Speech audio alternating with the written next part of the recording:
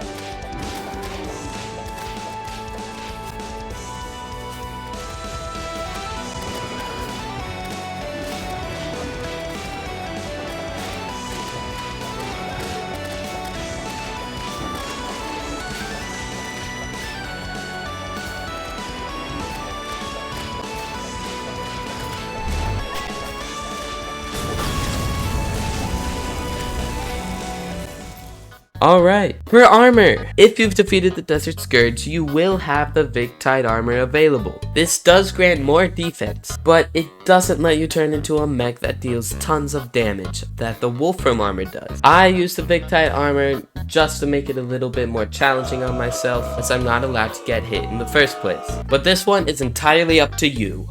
For a summon weapon, I would actually recommend a little something called the Belladonna Spirit Staff. This thing is quite ranged and inflicts poison, which I believe would be best for Eye of Cthulhu. But there is another new summon weapon that I believe could be very good on this guy, and that would be the Sun Spirit Staff. This thing is also very ranged and attacks at a moderate speed, but you will do just fine without it, instead replacing it with a Belladonna. For whips, up until Skeletron, Snapthorn is still going to be the greatest one. And whip stacking on this boss with the Leather Whip is not a good idea, because the Leather Whip's range is way too small. For Sentries, really any sentry you can get is just fine. I once again just use the Squire Squirrel Staff. Now for accessories, for the Eye of Cthulhu, you are going to need some variation of the Hermes Boots, as without it, you will not be able to get close to outrunning this man. Along with this, you're going to need something that can let you fly. This would be the Fledgling Wing Spectre Boots. Once again, I had the Sandstorm in the bottle equipped, as it just did not feel like the Fledgling Wings were enough. For recommended accessories, I would recommend the Wolfram Battery once again.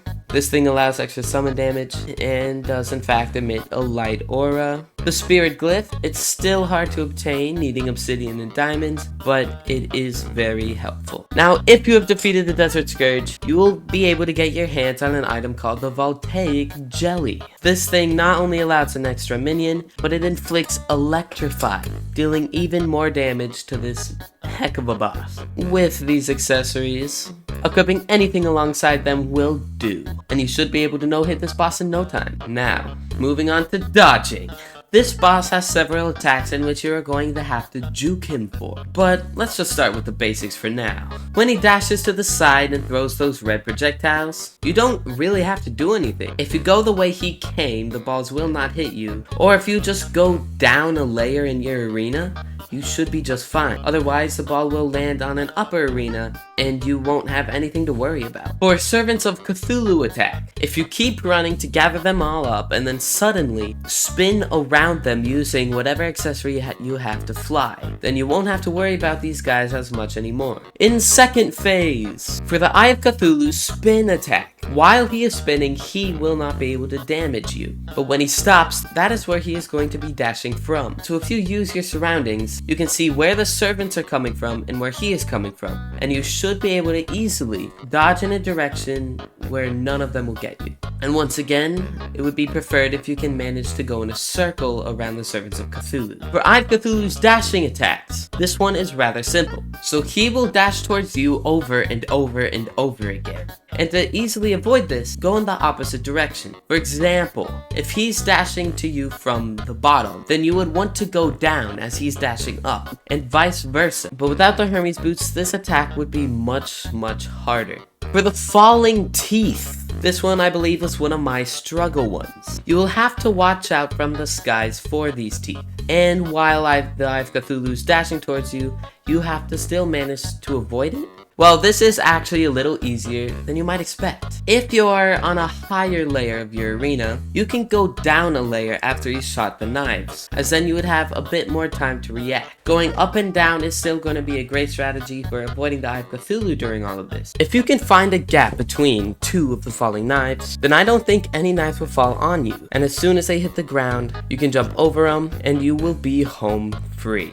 For his final attack, his blood balls. I hate these things. Basically, they are homing things of blood that will not break until enough time has passed. But what you want to do to dodge it is keep running to basically gather them all up, and as soon as they're about to hit you, fly over them, just like the servants of Cthulhu. But watch out, because that is where Eye of Cthulhu is going to wait. Depending on how much flight you have left, you're going to want to go under him or over him. Going under him, I believe, is a safer route, as sometimes he will summon servants of Cthulhu right after he summons his blood balls. And with that, you may officially no-hit the Eye of Cthulhu in Terraria, Calamity, Infernum mode.